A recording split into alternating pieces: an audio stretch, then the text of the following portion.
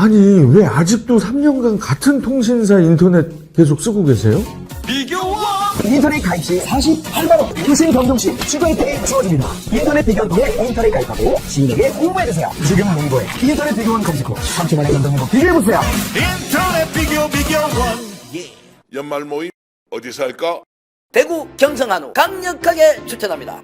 최고급 한우 모듬구이 9,900원, 갈비살 등심 11,900원, 역대급 초가성비로 즐길 수 있습니다. 10인석, 20인석, 50인석, 150인석까지 친구, 가족, 회사 모임, 우리끼리 프라이빗한 공간까지 제공됩니다. 주차 120대 053-573-8900 지금 바로 예약하세요.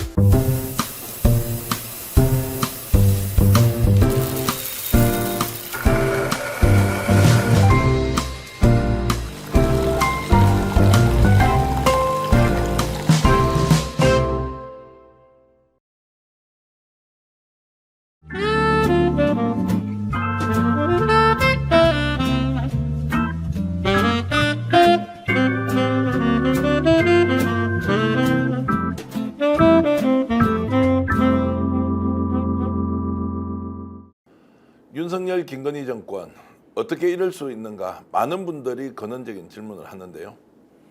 오늘은 실체에 대해서 여러분들과 함께 진지하게 한번 분석해 보겠습니다.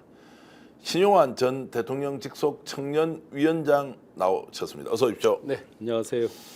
자, 이제 충격을 넘어서서 기정사실로 받아들이는 분위기입니다. 진짜 김건희 정권이었다라는 것에 이의를 제기하는 사람이 거의 없습니다.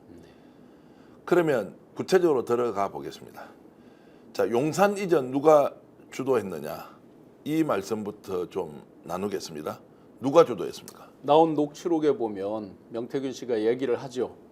김건희 여사 가기 싫다고 하는데 하루라도 가지 않겠다라는 말을 했다. 그렇게 보면 결국은 김건희 여사가 결정을 한 거죠. 실제 저는 충격인 게 제가 들어간 모든 회의, 제가 가지고 있는 자료 단 한 번도 용산에 대한 얘기는 없습니다. 모든 건 광화문 정부종합청사, 그것도 거창하게 여러 가지를 이유를 댔습니다. 민관이 같이 합동으로 자유롭게 회의를 한다, 공무원들하고 스스럼 없이 소통하겠다 등등의 여러 이유를 대면서 결정을 광화문 정부종합청사로 했었기 때문에, 그런데 그게 불과 3월 10날, 그러니까 당선된 다음 날까지도 제가 본 걸로는 분명히 그런 문서인데, 그 다음에 3월 20날 대통령이 발표를 했다. 그 사이에 그렇다면 이건 체계적인 준비나 내용은 아니다. 누군가 강력한 사람이 마음을 바꿨든 뭐 말을 바꿨든 강력하게 바꾸면서 갑자기 뒤바뀌었다. 결국은 그게 지금 명태균 씨 말을 통해서 김 여사로 나온다. 그렇다면 김 여사가 최종 결정했다라고 보는 게 맞겠죠. 자, 그러면 대한민국 청와대를 용산으로 이전하는데 그 전까지는 광화문으로만 간다라고 네네. 되어 있었는데 용산 이전이 불과 10일 만에 결정이 되었다. 네네. 상상할 수 있는 일입니까? 일단 각종 정책들을 보면 정말 어떤 거는 6개월, 1년 이상 준비를 하고 또 더 긴 시간을 준비하는 것도 있고, 물론 짧게 하는 정책도 있습니다만 이건 천도잖아요. A에서 B로 옮겨도 천도죠. 예를 들어서 지금 청와대 자리에서 용산으로 옮겨도 물론 천도입니다. 그렇다고 그러면 천도라고 하는 것들을 말 한마디로 불과 한 약 일주일 정도 됐겠죠. 3월 한 14일 경까지 그런 움직임이 별로 없었다고 본다면 일주일 만에 천도를 할 수 있는 거냐? 그렇다 그러면 이거는 이미 우리가 풍수적이거나 무속적인 거 이런 것들을 많이 보고 있지만 결국은 보이지 않는 손에 의해서 강력히 뭔가 개입된 외부적인 부분들이 작동을 했다. 즉 권력 핵심들, 실질적으로 일을 하는 분들의 검토가 없었다. 이건 말도 안 되는 처사다. 결정이다라고 생각을 합니다. 자, 의혹을 제기하는 수준을 넘어서 네네. 누가 그러면 개입했을 것이냐, 김건희 여사 개입을 좀 우리는 확신을 갖고 얘기해도 되는 거 아닙니까? 실제 제가 이제 뭐 자료를 제가 갖고 있는 거를 다 보고 대표님과도 같이 이렇게 상의를 드렸듯이 가지고 있는 모든 자료에는 분명히 정부종합청사입니다. 네. 그렇다고 그러면 갑자기 이 정도로 아주 급박하거나 정말 뜬금없이 결정을 한다? 그는 뭐 무속적이거나 더군다나 풍수적인 말까지 곁들여서 한다? 김건희 여사밖에 없겠죠. 자, 2022년 3월 20일 대통령이 용산으로 이전한 걸 발표하면서 그 기자가 질문하는 내용이 나옵니다. 자, 그 전까지 네. 광화문으로 가기로 돼 있었고 뭔가 지금 소문이 이상하다, 주술적 요소가 개입하는 네. 거 아니냐라고 했을 때 대통령 발언이 이랬습니다.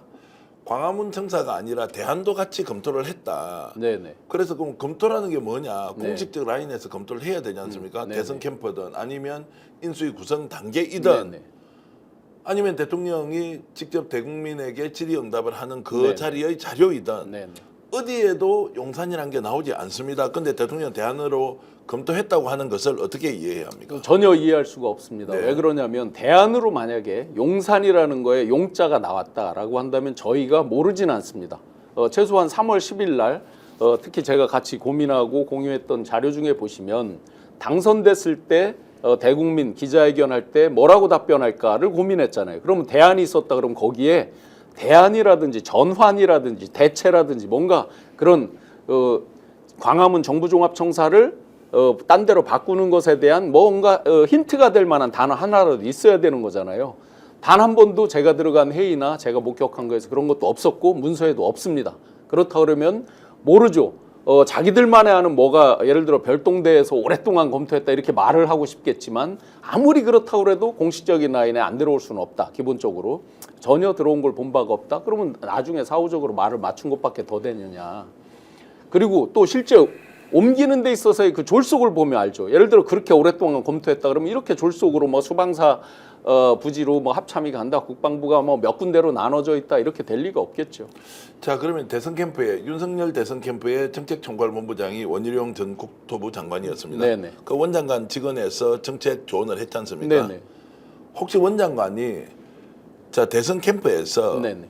그 운동 기간 안에 이 용산 이전과 관련된 부분을 단 한 번이라도 언급한 적이 있습니다. 단 한 번도 없습니다. 근데 본인은 자 언론에 나와서 원래 청와대 이전은 내가 주도했고 1월 초에 제안했고 1월 27일 날 대통령이 발표했다. 네, 그 정책적 맞습니다. 그것까지 입안을 맞습니다. 본인이 했다. 네네. 라고 이제 지금 주장을 하고 있습니다. 이 광화문 부분은- 청사로 가는 거를 본인이 이제 했다라고 하는 거니까 예. 그까지 맞는 말입니다. 네. 그까지는. 다만 지금 국민들이 의혹을 갖는 건 손가락으로 다 달을 가리키고 있죠. 왜 갑자기 용산으로 갔느냐를 가리키는데 지금 대통령실 이전을 했다. 지난 정부에서도 했던 걸 못했던 공약만 하고 못했던 것을 우리는 해냈다. 지금 이렇게 이제 완전히 호도하게 되는 거죠, 이 부분은. 자 공식적 라인에서 이제 이렇게 검토한 바가 없는데 결국 열흘 만에 급조된 형태에서 용산 이전이 결정났다. 네. 자 오늘은 저희들이 천공이 어떤 말을 했는지 또는 백재건이 왜 거기에 갔는지 명태균이 어떤 말을 했는지 이것은 좀 제쳐놓겠습니다. 네네. 본질은 보수 정권 정권 교체의 열망을 안고 정권을 만들어냈는데 이들이 처음 보여준 모습이 용산 이전과 관련된 김건희 여사의 개입이었습니다. 자 이런 걸로 본다면 우리가 알고 있는 보수 정권이 원래 공적 채널을 이렇게 작동시키지 않고 그냥 이렇게 급조된 또는 주술적 요소 대통령 배우자의 일방적 결정을 그대로 수용할 만큼 허약하냐 아니면 이렇게 말도 안 되느냐라는 질문을 드리면 어떻게 대답하시겠습니까? 아주 근본적인 거로 답을 할 수 있을 것 예. 같습니다. 그동안 보수의 자부심이 무엇이었나. 대한민국 70여 년 민주화 역사 중에서 약 55년 정도를 집권을 했습니다. 약 15년 정도를 빼고 나머지를 다 집권을 했는데 그러면서 이분들이 가장 강력하게 내세우는 게 안정성 그리고 시스템에 의한 어떤 경영, 국가 경영 이런 부분들을 강조를 했었죠. 그런데 지금 그들이 내세웠던 또 강조했었던 시스템에 의한 국가 경영이나 이런 것들은 아예 없는 거죠. 어떻게 보면 창의력이나 어떤 순간적으로 어떤 새로운 창의력으로 순간적으로 뭐를 바꿔나가고 하는 건 소위 진보 계열에서 더 강하다고 생각을 했고 그렇게 이야기들을 했었습니다. 그런데 지금 갑자기 이게 창의적인 건지 모르지만 갑자기 끼어드는 아이디어 준비되지 않은 아주 졸속 이런 것들로 갑자기 채워졌다. 이것은 기존에 보수에서 내세우던 가치, 철학과도 전혀 맞지가 않는 것이죠. 자, 그래서 이걸 이제 보수 정권으로 보느냐 아니면 아주 이상한 형태의 윤석열 정권이 정말로 만들어졌느냐라고 했을 때 이 보수 정권의 속성으로 일단 좀 규정을 해 보겠습니다. 네. 자, 그러면 보수 정권인 윤석열 정권의 국정 운영 종합 성적표 네. 지금 2년 반을 이제 지나고 있습니다. 네네. 어떻게 점수를 매길 수 있습니까? 제가 한 가지로만 예를 들면 바로 점수가 나올 것 같습니다. 제가 이제 생방송 경제 생방송 앵커를 했습니다. 부산 엑스포 특별 방송에 대한 이야기에 주문이 있어서 제가 부산 엑스포의 유치 가능성을 여러 군데 물었을 거 아닙니까? 용산에 있는 분들 그리고 총리실에 있는 분들 등등등 해서 물었을 때 굉장히 놀라운 답이 왔습니다. 외교부는 대부분 부정적인 말을 많이 했다 또는 아주 보수적으로 답을 했다. 그런데 이번에는 외교부까지도 이길 수 있다, 될 수 있을 것 같다. 1차에서는 설사 지더라도 2차에서 역전해서 이길 것 같다. 등등을 말을 했습니다. 그래서 제가 특집 방송에 2번 나가게 됩니다. 그랬는데 정말 발표하던 날 제가 까무라칠 정도로 29표를 보고 정말 놀랐습니다. 자, 성적을 굳이 매기자면 아주 후하게 주면 29점 주겠습니다. 자, 이제 이 말씀은 결국 국정 운영의 난맥이 본인의 실력들이 결국에는 낙제점 이하로 지금 이제 매겨질 수 있는데요. 그러면 다시 말씀드리면 왜 이런 결과가 왔을까? 모든 시스템이 무너졌다. 아까 시스템의 안정성을 굉장히 중시하고 강조를 했는데 결국 시스템이 무너졌다. 뭐냐면 직언할 수 있는 체계가 안 된다. 또 현실이 또 직언을 못한다. 그렇기 때문에 각종 입맛에 맞는 거, 좋은 거, 잘 보이는 거, 소위 이렇게 앞에서 좀 이렇게 뭐 십상시 환관들이 할 수 있는 거 이런 것들 위주로 살아남고 그런 의견들이 대부분 반영되기 때문에 결국은 모든 문화가 복지부동을 넘어서 눈알만 굴리는 안지부동 상태까지 가 있기 때문에 시스템으로는 도저히 해결이 안 된다라는 게 제 결론입니다. 그럼에도 잘하고 있다. 경제 크게 문제 없다. 자영업자만 좀 문제가 있지만 수출 좋다. 국가 부채 줄어들고 있다. 또는 외교도 미국 주도로 하지만 이게 오히려 우리한테 장기적으로 좋다. 자, 이제 이런 식으로 자화자찬을 하고 있단 말이에요. 자, 그건 그대로 받아들여도 됩니까? 아니죠. 그 정책실장이 이제 국회에서도 답변을 하던데 저랑은 이제 대학 때부터 친구입니다. 네.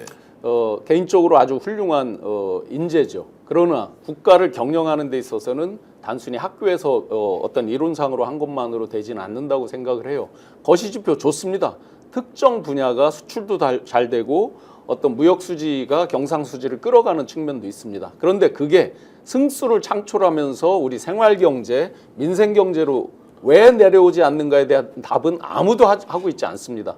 그 부분이 부족하고 우리가 정말 죄송하다. 예를 들어 이자율은 떨어지는데 왜 금리가 안 내려가서 사람들이 더 이렇게 이자 막느라고 고통받느냐 이런 얘기를 하지 않아요. 생활경제 근본적인 문제 본인들 생활이 아니거든요. 본인들은 대부분 지금 재산신고 된 거랑 보면 알지만 굉장히 다른 세계를 사는 분들이 많단 말이죠. 그래서 민생경제, 생활경제에 대한 체감이 저희가 매일매일 열심히 노력하고 부딪히면서 힘들어하고 느끼는 것과 온도가 많이 다르다. 그렇기 때문에 이분들은 그런 거시지표가 우리 생활지표, 민생지표에 미치는 영향, 승수를 창출하지 못하는 거 별로 느끼지 못하고 그거에 대한 중대성, 심각성을 잘 못 느낀다고 저는 생각합니다. 자, 그러면 이런 보수 정권의 민낯으로 본다면 이제 이들에게 책임 정치란 무엇이냐? 집권 세력 그리고 집권 여당 그리고 국정 운영을 총괄하는 국민의 대표 집단으로서 책임이라는 게 굉장히 중요하잖아요. 제가 볼 때 이분들의 책임 정치는 지금 대략 나오는 17%부터 뭐 요즘 다시 반등했다고 하는 20% 지지자에 대한 책임 정치라고 생각을 합니다. 그런데 지금 이런 지지율이나 이런 것들은 참 중요치 않죠. 제가 한번 방송에서 말씀드렸을 겁니다. 데드캣 바운스라고 집값이 떨어질 때도 한 번에 이렇게 떨어지지 않고 주가도 대부분 한 번 쭉 떨어지다 중간에 반등해서 다시 떨어집니다. 그런데 반등할 때 조금이라도 오버를 하거나 실수를 하거나 할 때 그 뒤에 떨어지는 건 정말 대책이 없죠. 자, 지금 이제 소위 보수가 결집해서 데드캣 바운스가 일어나는 와중에 이재명 대표에 대한 판결 이런 게 하니까 막 난리가 나서 뭐 법정 구속까지 막 또 이렇게 나가죠. 그 뒤에 다시 한번 떨어질 어떤 요소 이벤트가 생길 때는 아마 본인들도 걷잡을 수 없을 것이다. 이런 부분은 이미 박근혜 대통령 데드캣 바운스가 일어나서 뒤에 빠질 때 이미 검증이 된 바가 있죠. 근데 제가 이제 알고 있는 정치 세력은 책임 정치, 특히나 이제 권력을 잡고 난 뒤에 이것을 국민들을 위해서 어떻게 써야 할 것인지 끊임없이 고민하면서 내가 져야 하는 책임은 설사 야당이 뭔가 잘못하더라도 우리가 져야 한다는 이게 최소한 제가 보수 정치 세력들한테 느꼈던 희망. 그래도 저분들이 경쟁의 파트너로서 충분하게 가치가 있다. 그런데 이 정권은 완전히 철면피 정권이란 말이에요. 제가 비유로 한번 예를 들어 보겠습니다. 박근혜 대통령이 탄핵을 당했을 때 백서 같은 걸 낸 적도 없고 정말 처절한 반성회에서 우리가 패족이라고 선언한 사람도 없습니다. 노무현 대통령이 서거하시고 그 패족 선언을 하면서 밑바닥을 찍고 일어난 케이스들이 있었죠. 오히려 박근혜 대통령 탄핵 이후에 이들이 어떻게 갔냐면 자유한국당이라고 이제 당명이 바뀌고 뭐 이렇게 가면서 오히려 더 극우적인 목소리들이 훨씬 더 판을 쳤습니다. 뭐 빨갱이 발언도 많았고요. 실제로 선거 부정, 뭐 투표 부정 이런 것부터 해서 훨씬 더 극우적으로 갔습니다. 그런데 정권을 잡게 됐습니다. 이 부분에 대해서 이분들이 여전히 오만한 마음이 있는 거고, 또 한 가지는 예를 들어 보면 제가 신라 천년 집권 DNA라고 이제 비유적으로 표현을 쓰는데, 오랜 시간 집권을 해본 경험이 있습니다. 그러다 보니까 유사시에 여차하면 대릴사위라도 데려다가 후보를 만드는 거죠. 자, 2017년부터 19년까지 어땠습니까? 이런 XX 감히 우리 박근혜님을 하면서 서초동 그 검찰청 앞에 근조 리본이 엄청나게 판을 쳤었죠. 그러다가 19년, 20년을 지나면서 어떤 반대적인 현상이 일어나면서 갑자기 이제 후보로 급부상하기 시작합니다. 그때 어땠습니까? 일종의 이제 대릴사위를 드리는 것인데, 갑자기 대릴사위가 문을 박차고 들어옵니다. 내가 이 집 주인이요. 이준석 대표가 어디 지방에 가 있을 때 입당을 하시죠. 그러면서 갑자기 주인이 됩니다. 아무 저항감 없이 받아 드립니다. 그리고 대권에서 정권 창출을 합니다. 여기에서 오는 어떤 그 심리적인 오만함이 분명히 묻어 있다. 즉 바닥 패조까지 안 치고도 다시 집권할 수 있다. 그게 지금도 작동을 해서 이렇게 권력이 무너지고 보수의 근본적 가치와 철학이 무엇이냐에 대해서 근본적으로 국민들이 묻고 있는데, 그런 거 필요 없는 거죠. 어떻게 보면 테크닉이 있는 거죠. 오랫동안 DNA처럼 있는, 어떻게 하면 우리가 또 테크닉으로 정권 창출을 할 수 있다. 이런 부분이 앞선다고 저는 생각을 합니다. 이기면 끝입니까? 이길 수 있는 방법만 나오면 어떤 수단과 그리고 방법을 가리지 않는다. 저는 이해가 잘 안 되지 않는데, 네네. 그러면 왜 정치를 합니까? 정치를 처음 하는 것은 국민을 위해서 내가 가진 실력과 그리고 경험을 충분하게 발휘해서 네네. 정말로 말 그대로 국리민복, 그렇죠. 저 국가를 이롭게 하고 국민을, 백성들을 더욱더 잘 살게 하는 것. 네네. 그 초심은 원래부터 없었던 겁니까, 이 사람들은? 제가 보기에는 뭐 겉으로는 많은 포장을 했는데요. 지금 소위 보수의 많은 지도자라고 하는 분들의 면면을 한번 보세요. 예를 들어서 이런 얘기를 많이 하시죠. 지금 이 정도 박근혜 때 같았으면 벌써 탄핵당했어, 이런 얘기 많이 하시죠. 네. 그런데 제가 탄핵이 지금 탄핵까지 또는 특검이 안 되는 이유를 한 가지를 들으라 그러면 저는 보수 지도자들의 개인적 욕심이라고 단호하게 말씀드리겠습니다. 뭐냐면 국민이 만약에 먼저 있었다 그러면, 예를 들어 임기 단축이든 뭔가의 대안을 먼저 얘기하고 바닥을 찍고 일어서는 게 그분들의 정상적인 행태였을 텐데, 만약에 특검을 가면 거의 99% 탄핵 간다라고 생각을 하죠. 그러면 본인들이 대통령이 못 된다는 생각을 하는 거죠. 그는 예외가 없습니다. 그 누구도. 예를 들어서 지금 언론상으로만 보면 홍준표 지금 시장님 같은 경우는 일종의 후보를 뺏겼다는 거 아니에요. 예를 들어서 이런 보도 내용으로 보면. 그런데도 욕을 하거나 흉보지 않죠. 왜 그렇습니까? 한동훈 대표 지금 이렇게까지 왔으면 본인이 먼저 나서서 뭔가 입 바른 소리도 하고 어떤 그런 견제 장치도 충분히 얘기할 법한데 왜 얘기하지 않습니까? 이들의 학습 효과는 좋은 쪽도 있고 나쁜 쪽도 있죠. 나쁜 쪽의 학습 효과가 너무 큰 거죠. 이렇게 해서 특검 갔다가 탄핵당하면 우리는 다 대통령이 될 수 없어. 그러나 결과적으로 보면 그건 다 개인의 욕심들이죠. 큰 틀에 저는 보수가 훨씬 더 크게 괴멸될 거라고 생각을 합니다. 아니, 이분들이 정치를 처음 할 때 뭐 검사 출신이었던, 예. 아니면은 정말로 본인이 뭔가 많은 경험을 가지고 있던 그 초심은 국민을 위한 거잖아요. 네네. 누가 보더라도 지금 현재 상황은 국민을 위한 정치가 무엇인지 네네. 대통령을 비판하고 규탄하고 바로잡아야 될 게 한두 네. 가지가 아니지 않습니까? 네네. 그런 초심은 원래 없었던 사람들입니까? 지금 보니까 전체적으로 보면 개인의 출세, 영달, 마지막 자기가 대통령이 돼야 돼까지 가는 걸 보면 처음부터 그런 훈련은 좀 덜 됐다고 생각을 하고요. 그 다음에 집단적으로 보더라도 제가 이런 질문 한번 드려보겠습니다. 과연 지금 진보의 대주주는 누굴까? 보수의 대주주는 누굴까? 라고 제가 스스로 생각을 해봤을 때, 진보는 뭐 요즘 이제 대통령, 역대 대통령 지지율 등등 하면 예를 들어 노무현 대통령, DJ 등등이 1, 2등 나오고 하잖아요. 과연 그러면 보수 진영의 대주주는 누굴까라고 했을 때 이분들이 마땅히 특정한 사람이나 가치, 철학을 이야기하지를 못하고 있습니다. 네. 그냥 오로지 예를 들어 TK 부울경 어떤 지역을 중심으로 한 패권 이런 거 위주로 많이 얘기를 하고 있습니다. 즉 이미 보수의 가치, 철학을 이미 상실한 바 오래다. 그렇기 때문에 근본적으로 개인으로 그걸 투영을 해도 그런 가치 철학하에서 원칙을 지키면서 나가는 사람이 거의 없다. 유승민 의원 같은 분들 보고 지금도 배신자론을 얘기하잖아요. 그럼 다시 뒤집어서 보자고요. 그분이 국민에 대한 배신자였는가, 그분이 외쳤던 말씀이 과연 그랬는가를 지금 다시 돌아보면 보수의 가치 철학이 얼마나 무너졌는지 금방 알 수 있을 것 같습니다.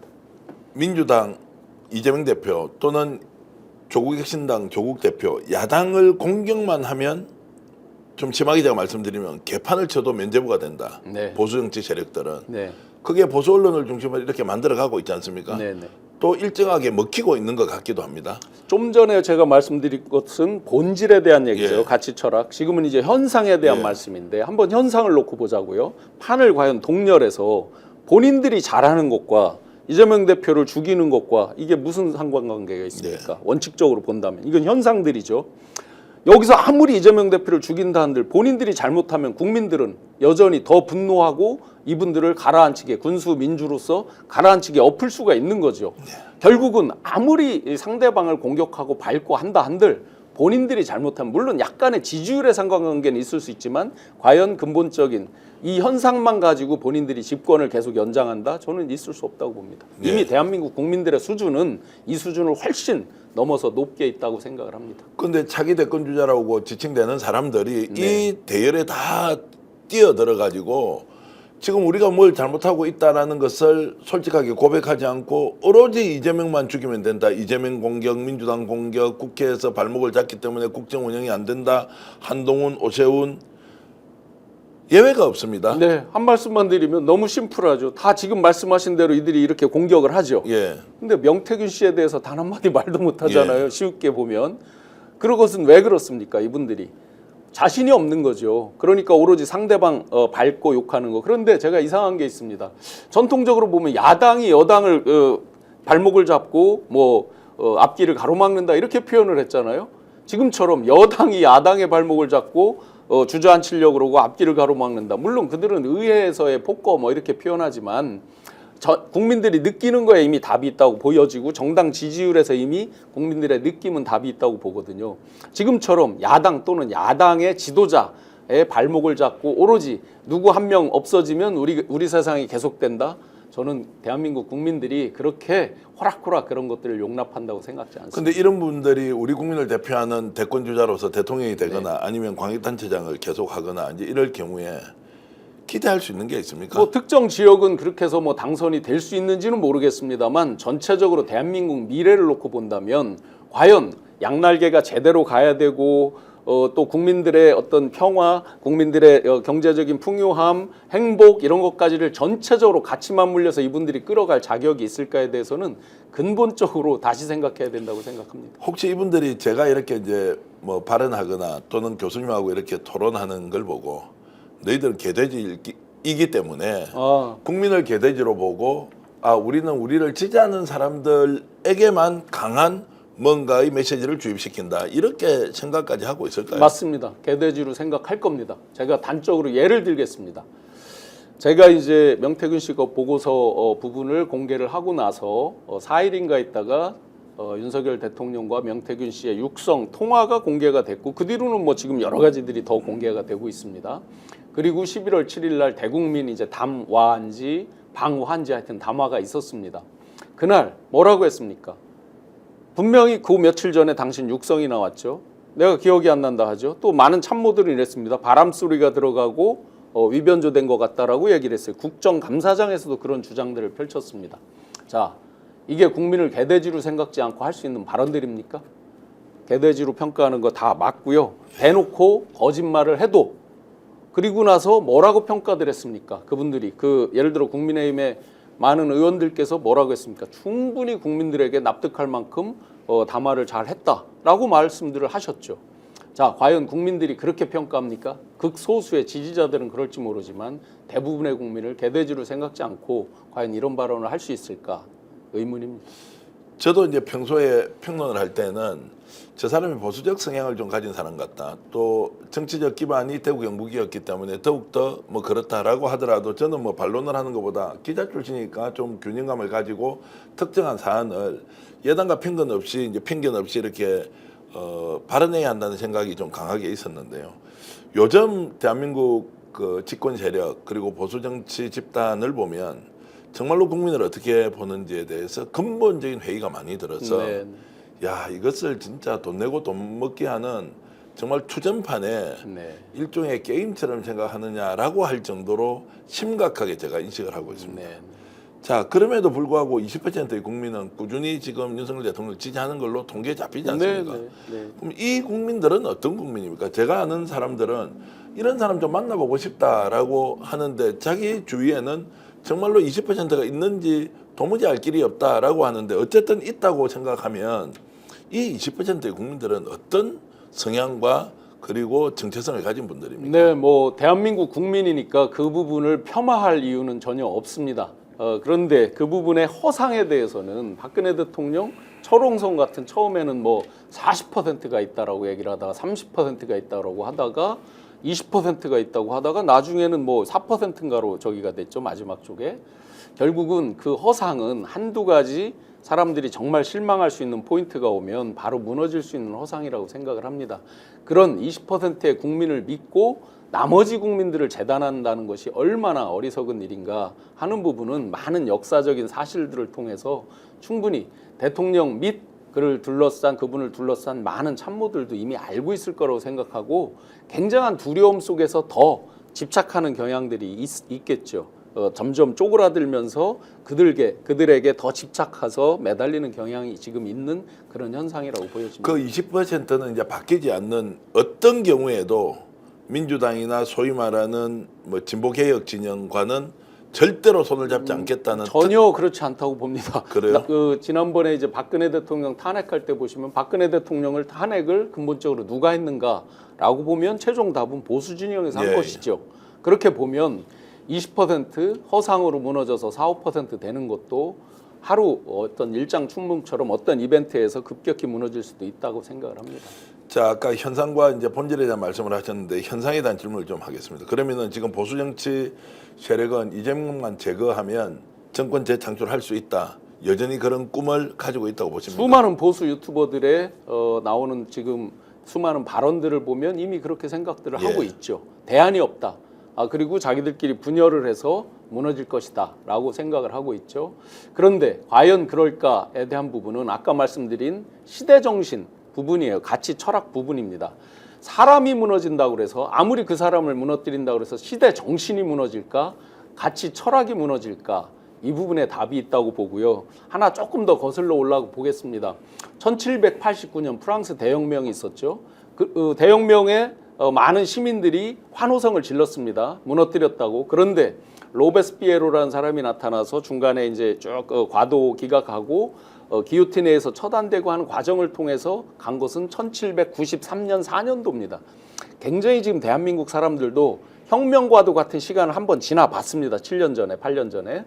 그리고 나서 그 트라우마가 있습니다. 금방 뭐가 오지는 않지만 한번 이 온도가 올라가게 되면 프랑스 대혁명 이상의 어느 정도 시간이 걸리면서 반드시 정의를 찾아서 가는 이런 노력들이 있을 거라고 보고, 그래서 특정인을 밟고 죽인다고 해서 그 가치 철학 시대정신이 무너지지는 않는다. 때가 되면 반드시 그 시대정신이 승리한다라고 저는 믿습니다. 이재명을 실제 제거할 수 있다고 보십니까? 뭐 어떻습니까? 법으로 지금 사법살인이다 뭐 여러 가지 예. 표현들이 있는데 뭐 그렇게 시도를 할 수 있겠죠. 네. 그렇지만 그 작용과 반작용에 있어서 결국은 국민들이 심판한다라고 예. 저는 생각을 해요. 그러면 예를 들어 뭐 지금 국민 배심원제 이런 것들은 뭐 2심에서는 잘 적용하지 않는다고 그러는데 판사 과연 한 분 또 배석까지 해서 세 분이 국가의 운명을 결정지을 수도 있는 미래를 결정한다? 온당하지 않다고 생각해요. 결국은 많은 국민들이 마음속에 답을 내리고 있고 그 답대로 가는 게 정답 아니겠느냐라고 생각을 자, 합니다. 나눠서 질문하겠습니다. 지금 검찰이 정치 검찰화됐고 권력의 사유화의 앞잡이 노릇을 하는 것은 분명한 사실이죠. 네, 현재까지는 많은 모습들이 그랬죠. 자, 그러면 사법부는 이렇게 되지 않을 것이다라고 기대했는데 네. 벌써 이제 판사들을 중심으로 사법부도 정치에 개입을 하고 심지어 대선 후보의 과거 행적을 가지고 정치적인 생명을 아예 끊어버리겠다라고 나오는 이런 이제 그 선거 개입에 대한 이런 것들이 판사들의 권한 안에 있다고 봐야 됩니까? 그럴 수 있습니까? 저는 엊그제 이제 판결이 나오고 판사분에 대해서 전 뭐 개인적으로 모르지만 뭐 카톡도 안 하고 뭐 이런 게 과연 시대적으로 그게 미담이 될 수 있습니까? 요즘 시대 카톡도 안 하는 사람이면 한번 사회에서 어떤 취급을 받는지 생각을 해보면 너무나 심플하다고 봅니다.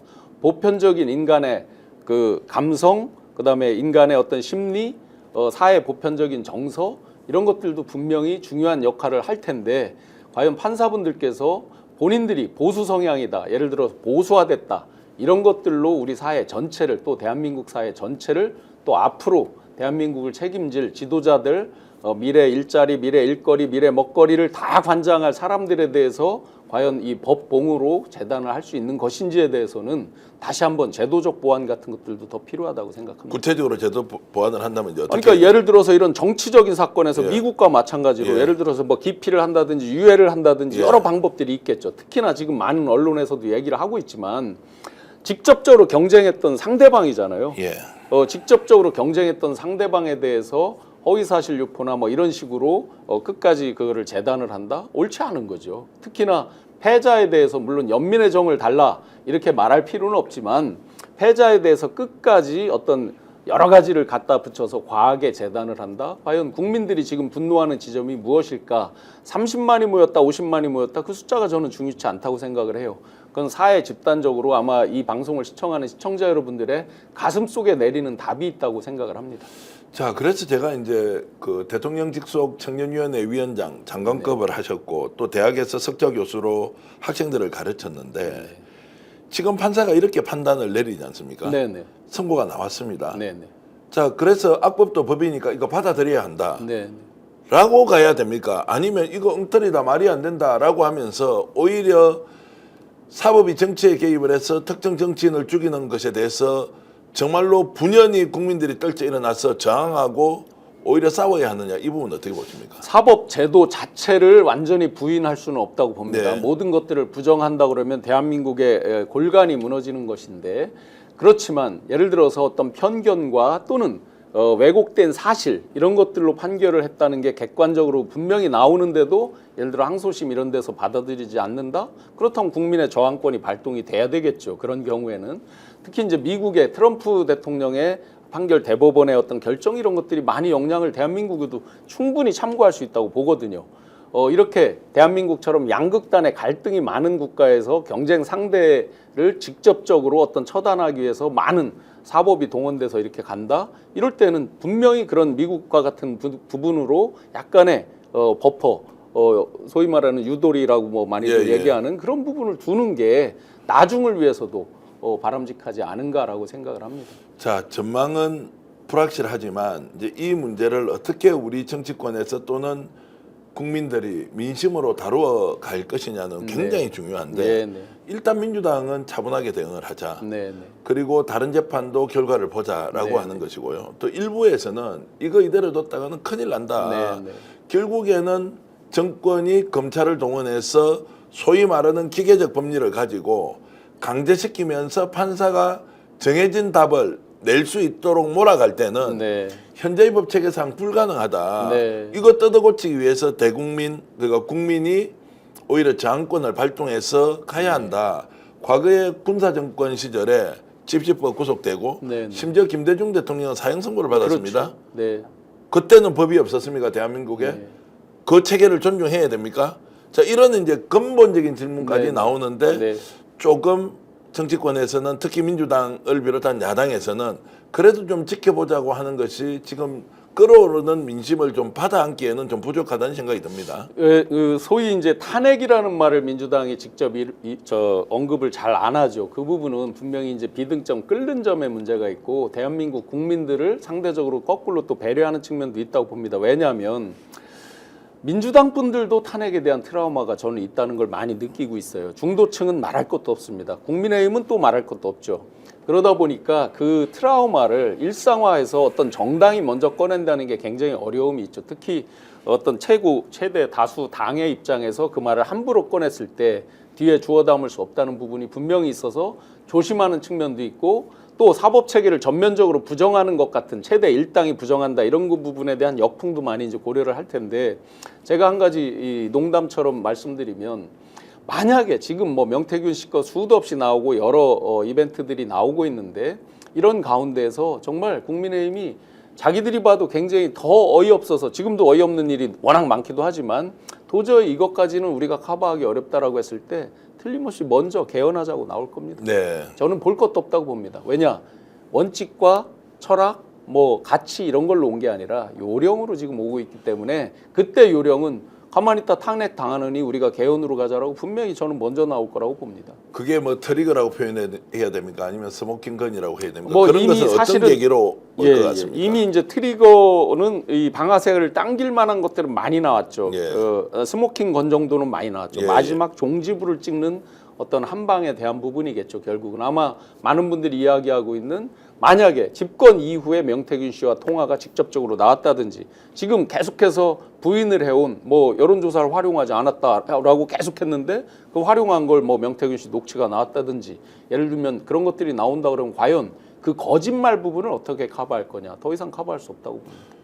지금 이제 이런 상황에서 민주당은 어쨌든 대처를 잘하고 있다고는 보십니까? 아니면 좀 부족하다고 솔직히 부족함도 있죠. 당연히 제가 예. 보기에는 뭐 아까 말씀드린 대로 제1당이 화나는 대로만 할 수는 없다고 예. 생각합니다. 그런데 국민들의 전체적인 마음과 대한민국의 미래까지를 고민하기 때문에 지금 이 정도로 저는 나온다라고 이해를 하고 있습니다. 예. 소위 이제 성질 나는 대로 화나는 대로 해서 마치 옛날에 무조건 사람만 많이 모아서 뭐를 한다 이런 것도 바람직하지 않다고 생각하고 국민들의 그 비등점 이 부분이 충분히 올라가고 있는 것들을 다 느끼고 있기 때문에 순리대로 충분히 커버할 수 있다고 생각을 합니다. 자, 아까 우리 이제 방송 준비를 하면서 뭔가 이제 좀 철학적인 부분으로 좀 접근해야 한다는 네, 것 네. 이렇게 제가 좀 말씀을 듣고 저도 이제 이런 질문 드리고 싶습니다.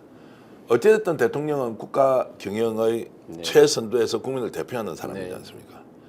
그러면 배우자가 의견을 낼 수 있지만 네. 윤석열 대통령이 그 배우자의 의견에 대해서 관용하는 범위라는 게 존재해야 되지 않겠습니까? 네, 맞습니다. 자, 이것을 대통령직을 수행하는 정치인으로서 그리고 배우자의 역할과 관련된 부분으로 어떤 부분까지가 허용할 수 있고 지금 현재 가장 크게 잘못된 부분은 어떤 거라고 좀 규정을 하시겠습니까? 소위 이제 헌법적 가치에서 보면 수단의 한목적성 이런 게 있고요. 거기에서 이제 가장 또 대표적인 게 과잉금지 원칙이라는 게 또 있잖아요. 비례성의 원칙, 과잉금지 원칙 이런 게 있잖아요. 뭐든지 예를 들어서 영부인이라고 한다면 물론 영부인이라고 호칭도 안 쓴다고 했지만 영부인의 역할도 분명히 있을 것이고 뭐 백앤머리 송사라 그래서 집에서 어느 정도 조언을 한다든지 시중의 의견을 반영해서 얘기하는 게 있을 수 있겠죠. 그 부분을 완전히 뭐 막을 수는 없는 면이 있겠죠. 그런데 과잉금지 원칙 그게 과해서 국가 경영에 직접적으로 영향을 미친다든지 또는 지금과 우리가 겪고 있듯이 엄청난 부작용으로 온다. 헌법적 가치에 이미 위배되고 있는 거죠. 거기에다가 수단의 한목적성도 상실을 했잖아요. 정식 절차들을 거쳐야 되잖아요. 이게 수단이 정당하고 하려면 목적도 정당하지 않고 수단 절차도 정당하지 않다. 거기에다가 이미 국민들이 느끼는 과잉금지 원칙까지 위배가 됐다. 그러면 헌법상의 기본 원칙을 다 위배한 거네요. 이런 부분들은 어느 하나 저희가 구체적인 예를 들지 않더라도 이미 김 여사의 국정 개입이나 이런 것들을 통해서 많은 국민들이 왜 이렇게 화를 품고 국정 잘못한다 1등이 지금 왜 김 여사가 됐는지를 겸허하게 돌아보면 금방 답이 나온다고 봅니다. 자, 두 사람 중에 누가 더 잘못됐습니까? 아니 정말로 제가 이제 요즘 야 누구 때문에 나라가 이 모양 이 꼴이냐라는 질문을 했을 때 누구 때문에 이 모양 이 꼴이냐? 결국은 대통령은 우리 국민이 뽑은 대통령은 윤석열 대통령이죠. 예. 그렇다고 보면 아무리 옆에서 또는 주변에서 뭐라고 해도 본인이 컨트롤 타워로서 중심을 잡고 잘 국정을 이끌었어야 되겠죠. 그렇게 보면 뭐 누가 잘못됐다 하는 건 외적으로 법적으로는 분명히 대통령이겠죠.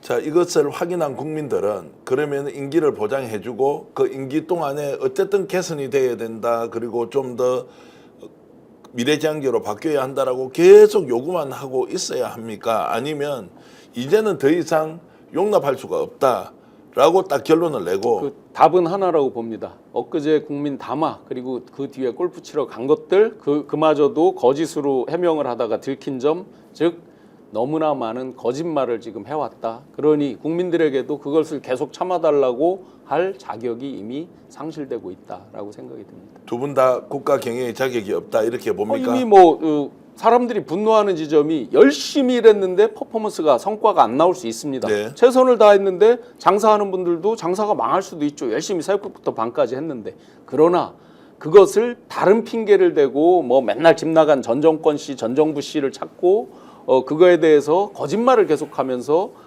열심히 하지도 않았으면서 열심히 했다라고 한다든지 또는 눈에 완전히 보이는 것도 거짓으로 하면서 국민들에게 그걸 참아달라, 이해해달라, 이미 그 도를 한참 지났다고 봅니다. 그러면 이제 국민들은 이 정권의 자격이 없다라고 결론을 내리고 무능하다는 저는 이미 지나갔다고 보고요. 예. 무능에 대해서 묻는 게 아니다는 예. 거죠. 이미 생중계되고 있는 대국민 담화에서도 그게 거짓이 나왔다. 그리고 국민들이 뭘 사과하는지도 모를 정도의 사과가 있었다. 그 뒤에 뭐 골프 치는 것도 다 거짓 해명을 하고 뭐 기자를 잡아들이고 일종의 핑계를 달리댄다. 과연 이 부분에서 국민들이 그 수준을 지나지 않았다고 생각할 수 있겠습니까? 자, 판단을 그렇게 하지만 어떻게 책임을 물을 것이냐. 네. 이게 이제 정말로 활용점정처럼 마지막 하나의 눈을 그려내야 하는데 어떻게 책임을 물어야 아마 정치권에서는 이게 도가 지나쳐서 자기들이 감당할 수 없을 정도면 아까 제가 농담이라고 하면서 예. 말씀드렸듯이 먼저 개헌하자고 나올 겁니다. 예. 왜냐하면 자기들도 또 살아야 되니까, 살기 위해 발버둥을 칠 테니까. 그런데 만약에 그런 상황이 왔는데도 만약에 무시하고 계속 거짓이 나왔다? 그때는 국민의 비등점이 폭발하는 거죠. 폭발점으로 가는 거겠죠. 그때는 이제 다시 한번 어떤 슬픈 흑역사가 또 반복될 수밖에 없겠죠. 그 슬픈 흑역사라는 게 어떤 것입니까? 뭐 대표적으로는 이미 뭐 우리가 7년, 8년 전에 경험했던 대통령에 탄핵. 대한 탄핵도 있을 수 있겠고, 뭐 특검 받아들이면 아마 그건 일사천리로 가지 않을까 예. 생각됩니다. 그럼 거의 다 이제 수명을 다 한 것이다. 이렇게. 이미 국민들의 마음속의 수명은 사실은 이미 다 했다라고 봅니다. 많은 분들의 마음속에는. 반등의 여지도 없다. 그거는 제가 보기에는 보수다 진보다 어떤 지지, 어떤 진영의 문제를 이미 넘어선 상태라고 봅니다. 혹시라도 이런 이제 국민적 압박이 굉장히 강력해서 네네. 대통령이 지금이라도 바뀌겠습니다. 김건희 여사가 정말로 처절하게 반성하면서 영부인으로서의 배우자로서 역할만 하겠다라고 할 가능성 없습니까? 가능성이 있더라도 이미 저 같은 경우는 믿지 않습니다. 그러면 예. 저 같은 경우라고 하는 게 모르겠습니다. 제가 치우쳐서 예를 들어 보편 타당한 합리성을 갖지 않은 사람이라고 누가 느낄지는 모르지만 이제까지 대부분 그래도 합리적인 영역에서 살아왔고 합리적인 사고와 그것들을 대외적으로 칼럼이나 이런 것들을 표출해온 저로서는 만약에 제가 용인할 정도 된다 하는 정도까지 온다 그러면 이해를 하겠지만 이미 그거는 가식이나 어떤 위선, 쇼의 영역에 속한다라고 저는 생각을 하고 있습니다. 정치의 수준이 이렇게 떨어진다고 생각을 해보신 적이 있었습니까? 없습니다. 정말로 너무하지 않습니까? 제가 이제 대학 때부터 꽤 철학책이라든지 뭐 심리학, 사회학 이런 책을 탐닉해서 많이 봤습니다. 그러면서 많은 뭐 포스트 모더니즘 많은 철학자들 현대로 오면서 특히 대통령께서 강조해서 많이 얘기하던 게 있습니다. 자유론, 아마 밀턴 프리드만의 자유론을 읽으신 것 같기도 하고 한데 그 자유에 대해서 많이 말씀도 하시고 그랬는데 과연 자유라는 것도 선택적 자유가 있는가 등등까지 보면서 저는 이런 자유, 어떤 연설에서는 자유를 뭐 29번을 썼다 몇 번을 썼다가 매번 뉴스가 됐잖아요. 그러면 우리가 정말 자유가 없기 때문에 외치는 걸로 저는 생각할 수밖에 없겠죠. 이런 대한민국 상상한 적도 없고요. 제가 이런 대한민국 정권, 정부를 만들고자 새벽 5시 10분부터 새벽 12시 10분까지 새벽부터 새벽까지 잠 못 자면서 그렇게 노력했는가. 그에 대한 자괴감, 정말 저 스스로 부끄러움이 너무나 많이 들고 참담함이 들고 제가 무슨 대단한 위인이라서 무슨 대단한 정의의 사도로서가 아니라 정말 대한민국이 어쩌다 여기까지 왔는가에 대한 절절한 심정으로 뭐 조금이라도 제 스스로부터 이 부끄러움을 해소할 수 있으면 또 결자해지를 할 수 있다 그러면 제 스스로의 마음의 결자해지를 하자 이런 마음으로 제가 몇 가지 일들을 찾아보면서 지금 공개를 하는 정말 참담한 심정입니다. 진심으로 민주당이 조국혁신당이 그리고 저 같은 사람까지 전체주의 세력으로 몰아가면서 네. 공격을 하는 것 네. 이게 어느 정도 맞다고 보면 됩니까? 어느 정도 맞은 겁니까? 아마 한 100 중에서 한 10이라도 맞는 이야기입니까? 저는 거꾸로 생각합니다. 예. 그분들이 전체주의자들 아닐까요? 지금? 예. 파시스트고. 그분들이 말하는 전체주의가 과연 무엇인가? 아마 그거는 역사 철학 공부를 다시 하셔야 되지 않을까 생각을 합니다. 이런 이제 절망적인 나라를 만들어 놓고 국민들은 오히려 더 절절히 대한민국의 민주주의가 무엇인지 생각해야 하는 시간인데요. 조지 오웰의 동물농장에 보시면 어떤 것은 이제 평등에 대해서 얘기를 하잖아요. 그런데 어떤 것은 더 평등하다고 얘기를 하잖아요. 돼지들이 나중에 정권을 권력을 잡고 그것을 보면서 자유를 외치고 대한민국 미래, 번영된 미래, 청사진 등등을 말로는 수도 없이 외쳤지만 다 모든 동물은 평등하다. 그런데 어떤 동물은 더 평등하다. 이게 지금 대한민국의 현실 아닌가. 조지 오웰의 동물농장이 몇 년도에 써졌는지를 생각해 보면 정말 참담하다는 생각이 듭니다. A라는 사람이 10 정도 잘못했고 B라는 사람이 90 정도 잘못했을 때 우리가 이 두 사람을 보고 관전할 때요. 여러분 어떻게 해야 됩니까? 10도 잘못했으니까 90 잘못한 놈이나 똑같다 라면서 결과적으로 90 잘못한 놈 편을 들어야 합니까? 아니면 10을 잘못한 사람을 꾸짖기 전에 90을 잘못한 사람을 회초리를 들고 매우 쳐야 합니까? 그런 질문과 같은 단순한 상황인데 대한민국은 쫙 반으로 갈려 있는 것처럼 호도하는 정치 집단과 언론이 있습니다. 그래서 저는 그 책임을 지고 90 이상의 잘못한 세력과 집단에서 국민들이 엄중하게 책임을 물어야 하는 상황이라고 생각합니다. 그 결론은 괴멸로 가야 한다. 이렇게 제가 말씀드리면서 오늘 긴 시간 신용환 교수님과 말씀을 나누면서 울림이 굉장히 컸다라는 의견을 드리겠습니다. 교수님 오늘 고맙습니다. 네, 고맙습니다. 자, 오늘 고소전략 신용환 전 대통령 직속 청년위원장과 함께 나눴는데요. 여러분 생각 어떻습니까? 함께 진지하게 고민하고 우리를 되돌아보는 소중한 시간이 되길 바라겠습니다. 자, 그래도 오늘 이 방송 보시고 좋아요, 구독 좀 눌러주시고요. 대구에서 한우 회식을 한다면 꼭 경성한우를 찾아서 저희 스픽스를 더욱더 응원해 주시면 고맙겠습니다. 정말로 어려운 시간 겪고 있는데요. 여러분들께 그래도 진심을 담아서 인사드리면서 방송 모두 마치겠습니다. 여러분 안녕히 계십시오. 스픽스는 말하는 언론입니다. 대세는 유튜브, 그중에서 스픽스. 좋아요, 댓글, 구독, 알림 설정. 여러분이 저희를 사랑해 주시고 우리가 여러분을 사랑하는 4가지 방법입니다. 아니, 왜 아직도 3년간 같은 통신사 인터넷 계속 쓰고 계세요? 인터넷 가입 시 48만원 유심 경종 시 추가 혜택이 주어집니다. 인터넷 비교원 통해 인터넷 가입하고 지인에게 홍보해주세요. 지금 농구에 인터넷 비교원 검색 후 3초만에 감동 행복 비교해보세요. 인터넷 비교원 연말 모임 어디서 할까? 대구 경성한우 강력하게 추천합니다. 최고급 한우 5등구이 9,900원, 갈비살 등심 11,900원, 역대급 초가성비로 즐길 수 있습니다. 10인석, 20인석, 50인석, 150인석까지 친구, 가족, 회사 모임, 우리끼리 프라이빗한 공간까지 제공됩니다. 주차 120대 053-573-8900 지금 바로 예약하세요.